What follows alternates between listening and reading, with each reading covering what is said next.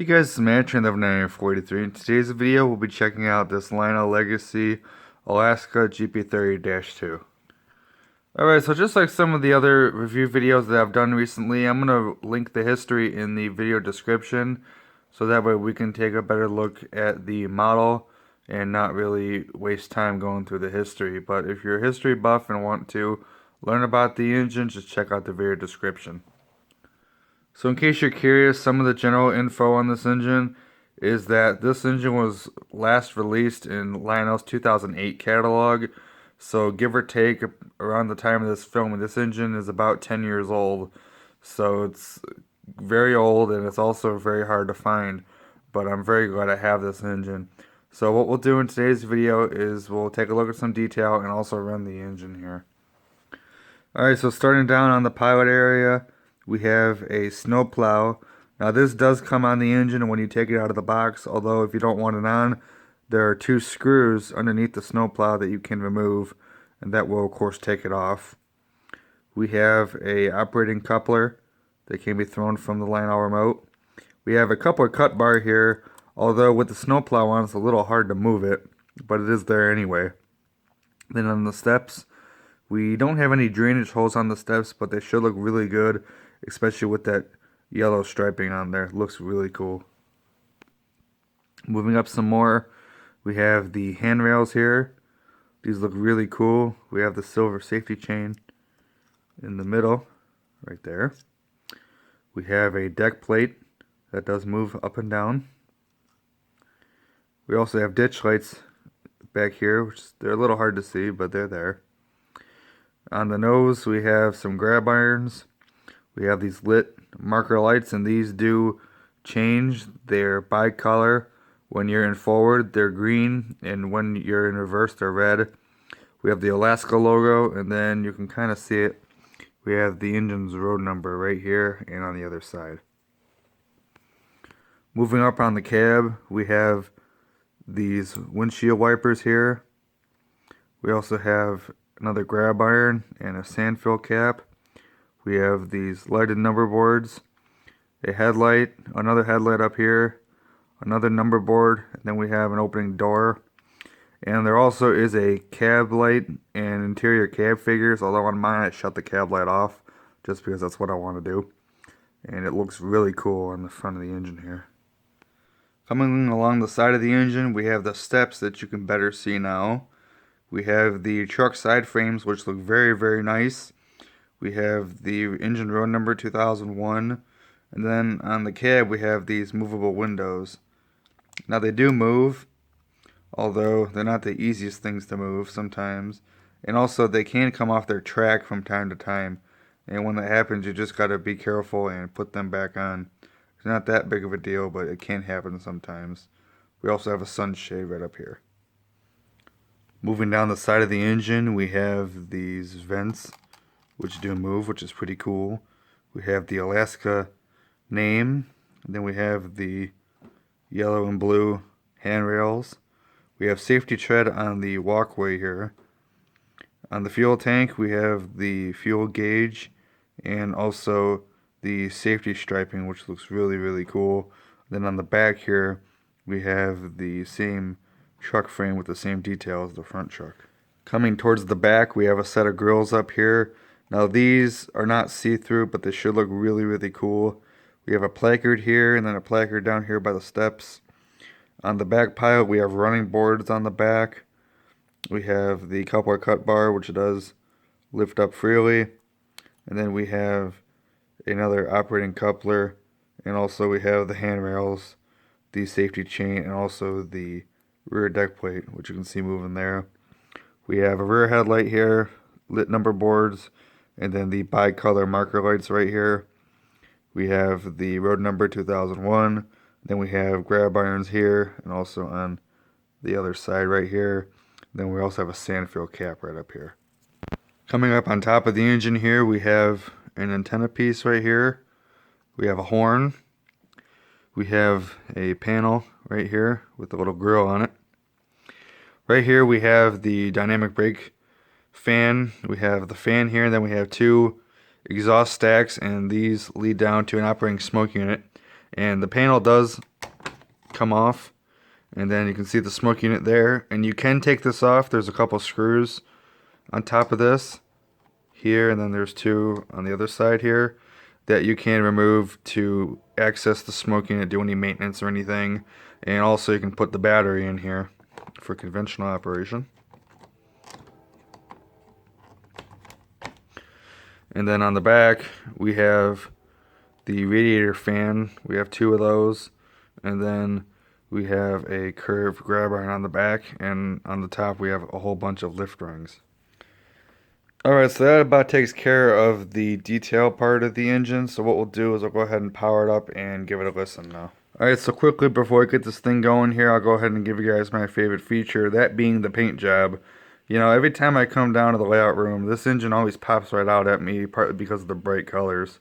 And it's just a great engine. So we'll go ahead and fire it up using the Legacy remote. Alaska 2001, do your copy. Copy. Alaska 2001 here.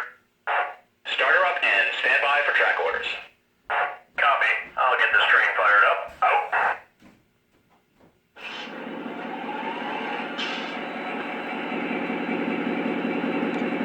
Here you can hear the bass kicking on. Sounds really good. Alright, here's the horn.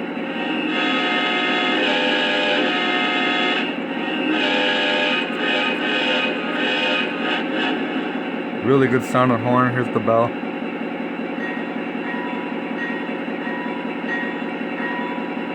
Great sounding bell. Here's the RPM sounds.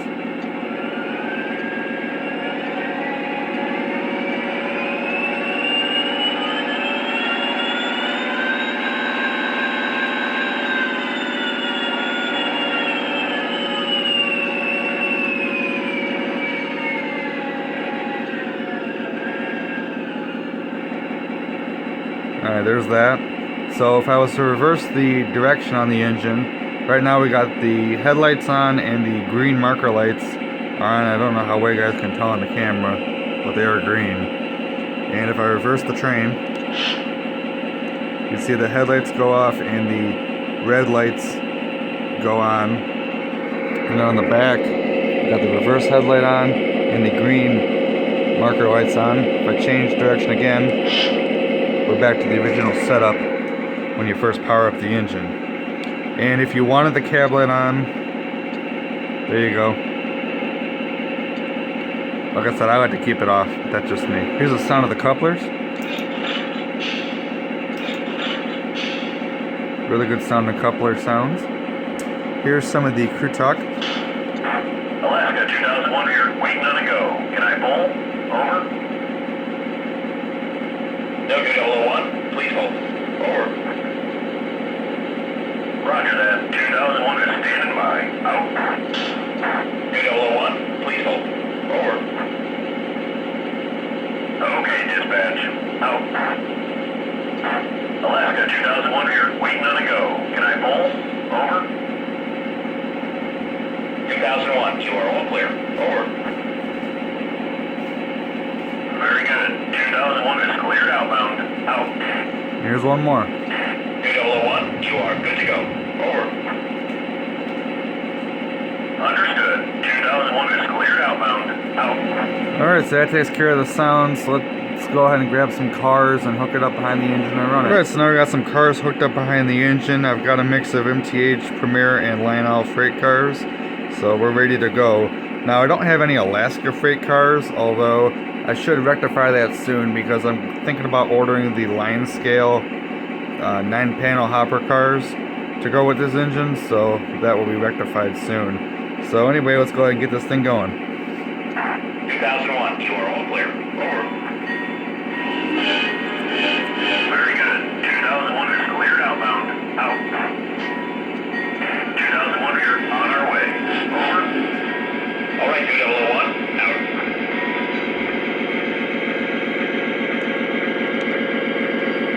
2001, please go to slow speed. Over. Copy. Slow speed. 2001 out.